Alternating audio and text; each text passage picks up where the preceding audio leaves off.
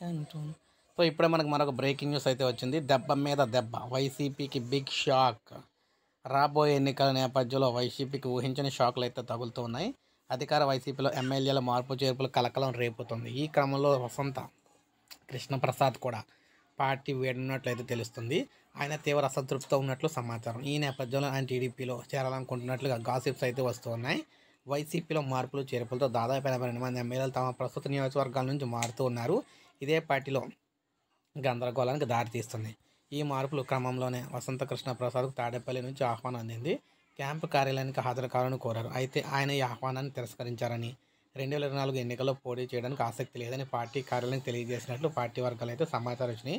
తాడేపల్లికి వెళ్ళడానికి విముఖత అయితే చూపారనమాట. తాడేపల్లికి వెళ్ళడానికి వసంత కృష్ణప్రసాద్ విముఖత చూపించడానికి కారణం టికెట్ నిరాకరించే అవకాశం ఉండొచ్చనే అనుమానమేనని, ఒకవేళ అదే జరిగితే అవమానంగా ఉంటుందని ఆ నిర్ణయానికి వచ్చినట్లుగా సమాచారం. 2024లో పోటీ చేయకూడదని ఆయన తీసుకున్న నిర్ణయంతో దీని నుంచి తప్పించుకోవాలని చూస్తున్నట్లయితే అర్థమవుతుంది. ఇక 2019 ఎన్నికల్లో అప్పటి నీటిపారుదల శాఖ మంత్రి దేవినేని ఉమాను ఓడించడం ద్వారా ప్రాధాన్యం సంతరించుకున్న వసంత కృష్ణప్రసాద్ కొంతకాలంగా అసంతృప్తిలో ఉన్నారు. ముఖ్యంగా మంత్రి జోగి రమేష్ వసంత నియోజకవర్గంలో వేలు పెడుతూ ఉండటంతో అసంతృప్తితో ఉన్నారని తెలుస్తుందన్నమాట.